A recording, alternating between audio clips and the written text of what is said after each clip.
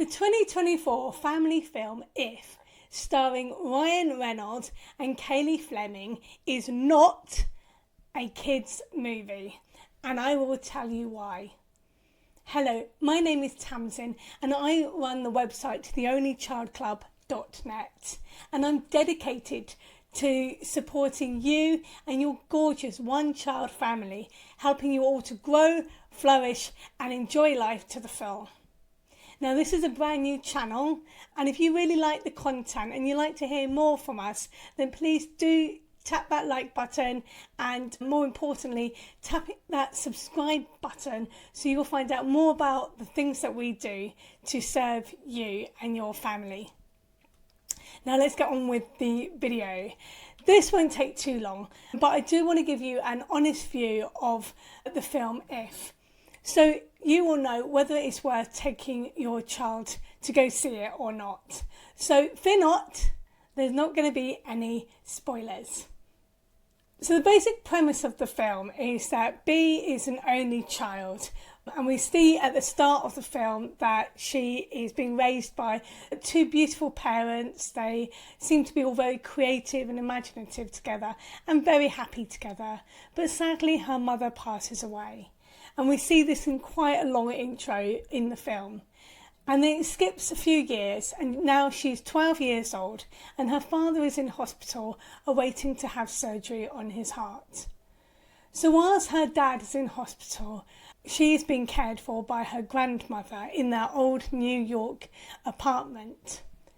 And suddenly Bea can see imaginary friends, the imaginary friends of lots of children who seem to have abandoned them over the years. And with help from her neighbour, who can also see these imaginary friends, they are trying to find new children for the friends to befriend, if that makes sense. Now, as I said before, this is a family movie, okay? So there's nothing wrong with this film. It's not scary, it's not offensive, it hasn't got any, it hasn't got any inappropriate stuff to it. In fact, it's rated U, universal, anyone can watch it. But it's hardly the Minions or Paw Patrol. The pace is very slow in the film, and it does take quite a while before the animated characters show up.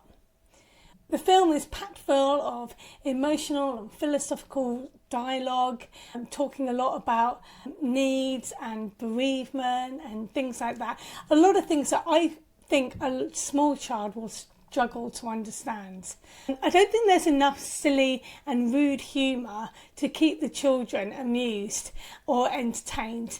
And I didn't hear that much laughter when I was watching the film in the auditorium, and I also saw quite a few really little children getting quite restless. I think the film's a bit long for them, especially if they're struggling to understand some of the themes and some of the topics being discussed. Now, I've got to admit, Sops loved the film. She even cried a little bit. She's 14 years old, and she was able to follow the plot. She could relate to some of the trauma that Bea was going through, and she could also relate the need to have an imaginary friends when things are tough, especially for children. However, when it comes to the messaging of the film, this is where Sops and I disagree. And maybe this is just down to our perception. So I would say that the film's message is that it's about meeting the needs of adults more than it is about meeting the needs of children. It kind of suggests that adults still need an imaginary friend, and I would say that adults do not need an imaginary friend, okay? They should have grown out of it.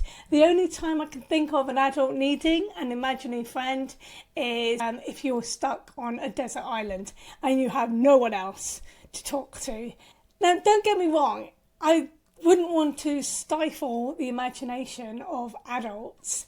It's perfectly okay to come up with stories, to come up with new characters. You know, that's what writers do. And sometimes, you know, if you're a writer and you're coming up with characters, you know, you sometimes have 10 conversations with them, all right? So, there's nothing wrong with that. Whatever the creative procedure needs to be in order to get your ideas on paper, that's very important. But what this film seems to suggest is that adults need imaginary friends to be almost like a crutch to lean on. I think that the imaginary friends in this film are almost like guardian angels. That's the way I can see it being portrayed. And that's why I just don't think it's quite healthy. By the time you're an adult, you should have grown out of that. You should have matured out of that. You should already have the life skills that you need to reach out to other people if you're struggling. So for children, some of the benefits of having an imaginary friend is as their brain is developing, having an imaginary friend allows them to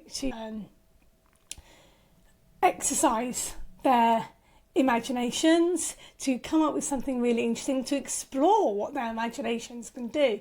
It also allows them to learn how to socially interact with someone else, even if the person is only imaginary, and this prepares them for when they actually make real friends. By the time you're an adult, you should be able to do this yourself, and you should be able to have the freedoms to reach out to new people if you are feeling lonely and stuck. And if you haven't quite got these social skills down packed, then go see a therapist, go see maybe a life coach, and they can give you some advice on how you can make new friends and grow in confidence if that's something that you're struggling to do. However, there is a reason why children naturally give up their imaginary friends. They have grown out of them, and there's a reason for that. They don't need them anymore. So children don't need a imaginary friend anymore. Adults certainly don't need it. Now, SOP seems to think that adults may still need an imaginary friend, but I would say I don't think they do. I just don't think it's very healthy to encourage that. I think it's healthier to encourage adults to reach out to other people. So if you have watched this film, maybe you agree with what I'm saying. Maybe you've interpreted the same as me, that the messaging is more about adults needing imaginary friends. I mean, you get the impression from the film that the imaginary friends also still need their adult who used to be a child, but they're imaginary friends, so they don't really count. So if you agree with what I say, do put the comments down below about what you thought of the film. And if you really don't agree with what I say and you say, no, Tamsin, you got all the messaging wrong, then you can write those comments down below as well. I'd love to see them and have maybe a lovely juicy debate about what this film is really about and what people really think of it. Now, I could say a lot more about the film but I'll finish here by saying that the film is suitable, I would say, for children aged 7 and above.